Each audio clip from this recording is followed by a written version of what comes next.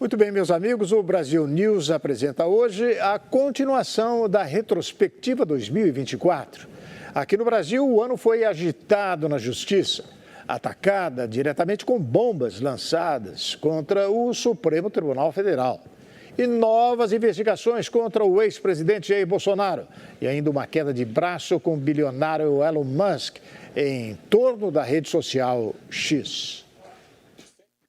Inelegível desde 2023, o ex-presidente Jair Bolsonaro enfrentou novos problemas com a justiça em 2024. Logo em janeiro, a Controladoria Geral da União concluiu que seu cartão de vacina contra a Covid-19 foi adulterado, caso em que foi indiciado por associação criminosa e introdução de dados falsos no sistema público. No mês seguinte, Bolsonaro teve o passaporte apreendido, após um relatório policial ter revelado que o ex-presidente recebeu de um assessor direto uma minuta de decreto para executar um golpe de Estado. Pouco depois de ser alvo de uma operação da Polícia Federal, o político passou 2 dias na Embaixada da Hungria, em Brasília, mas seus advogados negaram que ele tenha se escondido no local para fugir da justiça. Em outro caso célebre, o das joias presenteadas pela Arábia Saudita, o líder de extrema-direita também foi indiciado por lavagem de dinheiro, peculato e associação criminosa. O cerco em torno de Bolsonaro parece se fechar cada vez mais, especialmente após a Polícia Federal ter apontado que o ex-presidente teve plena consciência e participação ativa na tentativa de golpe de Estado em 2022 para impedir a posse de Lula. Ele e outras 36 pessoas foram indiciadas pelos crimes de abolição violenta do Estado de Direito, golpe de Estado e organização criminosa. Fazem parte do grupo o ex-ministro da Defesa e candidato a vice-presidente de Bolsonaro, Walter Braga Neto, ex-diretor da Agência Brasileira de Inteligência, Alexandre Ramagem, e outros colaboradores próximos do ex-presidente, como o general da Reserva Augusto Heleno, ex-ministro-chefe do Gabinete de Segurança Institucional da Presidência. A investigação considerou que, em dezembro de 2022, o plano golpista foi abortado de última hora por falta de apoio institucional do alto comando do Exército.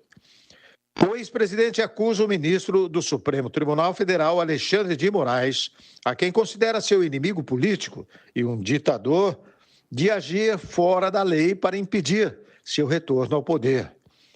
O magistrado também travou um combate contra o bilionário Elon Musk, dono da rede social X, antigo Twitter.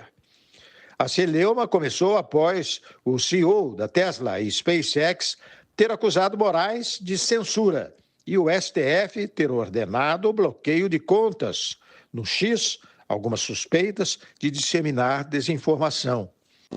Em agosto, Musk anunciou o encerramento das operações da plataforma no Brasil e 2 semanas depois, o ministro do STF determinou a suspensão da rede social, até que as decisões judiciais da Corte fossem cumpridas e as multas aplicadas pagas. Foram 40 dias de bloqueio, até o X voltar ao ar, depois de ter derrubado contas e anunciado um representante legal no país. Em novembro, num outro caso de grande repercussão, o ataque à sede do STF também caiu nas mãos de Alexandre de Moraes. A Polícia Federal investiga como ato terrorista o episódio, com possíveis conexões com os ataques de apoiadores do ex-presidente Jair Bolsonaro em 8 de janeiro de 2023. 2 explosões foram registradas em um curto intervalo. Primeiro, um veículo explodiu em um estacionamento próximo ao prédio da Câmara dos Deputados. Depois, o homem lançou da esplanada artefatos explosivos em direção ao prédio do STF, enquanto 2 seguranças tentavam abordá-lo. Em seguida, ele se deitou no chão e detonou o outro explosivo, morrendo no episódio. Quase 10 anos depois do rompimento de uma barragem em Mariana, maior tragédia ambiental da história do Brasil, As empresas Vale e BHP chegaram a um acordo com autoridades nacionais para o pagamento de uma indenização de 170 bilhões de reais. As partes já haviam concordado, em 2016, com um plano de indenização de 20 bilhões de reais. Mas novas negociações foram iniciadas por descumprimento das indenizações, demandas por valores mais altos e lentidão da justiça na resolução dos litígios. O acordo contempla obrigações passadas e futuras para atender aos atingidos e reparar os danos ambientais causados pelo rompimento da barragem. Na Inglaterra, a BHP enfrenta uma ação coletiva relacionada à tragédia de Mariana, no qual indenizações de até 267 bilhões de reais foram solicitadas para os 620 mil atingidos. Outro caso há anos na Justiça evoluiu em 2024. Rony Lessa e Elcio Queiroz, acusados de serem os executores do assassinato da vereadora Marielle Franco e de seu motorista Anderson Gomes, foram condenados a 78 e 59 anos de prisão, respectivamente. Os dois fecharam um acordo de delação, cujos termos ainda estão sob sigilo, o que, segundo fontes judiciais, vai fazer com que a pena efetiva seja reduzida. Familiares comemoraram o resultado, mas destacaram que ainda é preciso condenar os mandantes do crime. Um julgamento iniciado em 2015 chegou ao fim neste ano, quando o STF formou maioria e descriminalizou o porte de maconha para uso pessoal. A mais alta corte do país estabeleceu em até 40 gramas, ou 6 plantas fêmeas de cannabis ativa, a quantidade de maconha para caracterizar porte para uso pessoal e diferenciar usuários e traficantes. Um caso inédito chamou a atenção das autoridades de segurança do país. Pela primeira vez, um presídio federal de segurança máxima registrou fugas. 2 detentos escaparam de uma penitenciária em Mossoró, Rio Grande do Norte, dando início a uma enorme operação de busca pelos criminosos. Mais de um mês depois da fuga, a dupla foi encontrada no Pará, a cerca de 1,6 mil quilômetros do local da fuga. Em Vinhedo, nos arredores da cidade de São Paulo, uma tragédia. Um avião da Voepaz Linhas Aéreas, que fazia o trajeto entre Cascavel, no Paraná, e o Aeroporto Internacional de Guarulhos, na capital, caiu sem deixar sobreviventes. Ao todo, 62 corpos foram resgatados após a queda da aeronave no quintal de uma casa de um condomínio residencial. No Rio de Janeiro, polícia e Ministério Público investigam um caso sem precedentes no país. 6 pacientes que receberam um transplante de órgãos testaram positivo para HIV no estado. As autoridades ordenaram a suspensão do laboratório responsável por examinar o material. Sócios e funcionários do estabelecimento foram denunciados e tiveram prisão preventiva solicitada por crimes como associação criminosa, lesão corporal grave e falsidade ideológica. O ano também foi marcado por eventos climáticos extremos no país. No Rio Grande do Sul, fortes chuvas provocaram enchentes sem precedentes, que devastaram a capital, Porto Alegre, e outras cidades do estado. Ao todo, a catástrofe atingiu 471 municípios, deixando mais de 180 mortes. Por mais de um mês, a população conviveu com os efeitos das fortes chuvas, que inundaram rios, destruíram casas, lavouras e criaram um cenário de guerra.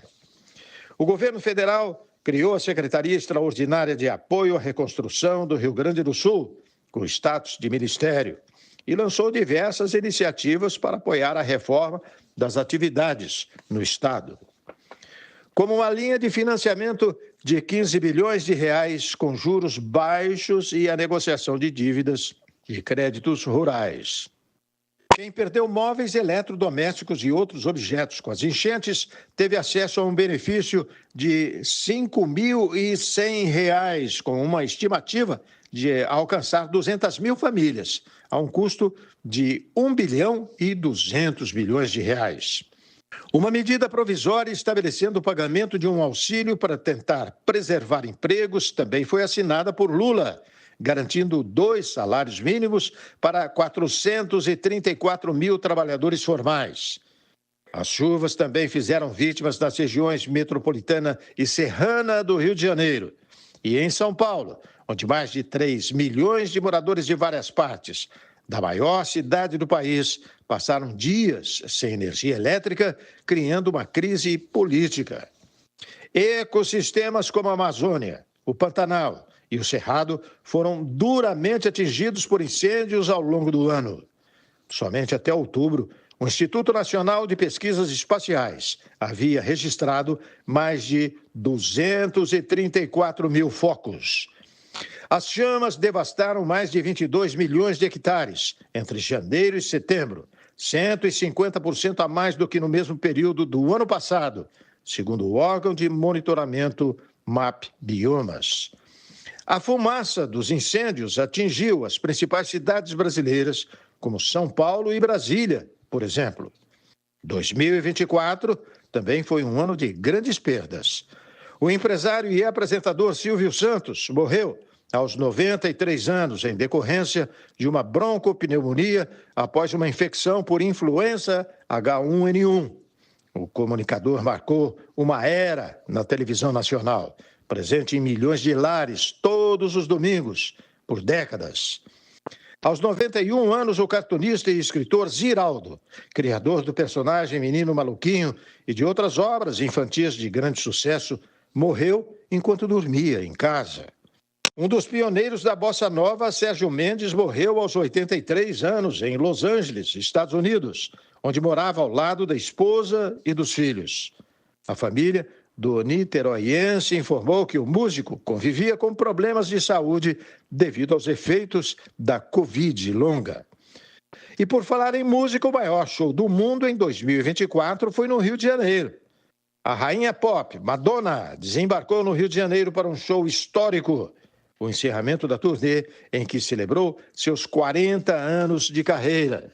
Mais de 1,5 milhão de pessoas se reuniram na praia de Copacabana para assistir quase 2 horas e meia de um espetáculo impressionante de cenários, luzes e coreografias. O mega show foi uma grande aposta econômica, com autoridades estimando um retorno de quase 300 milhões de reais na economia local.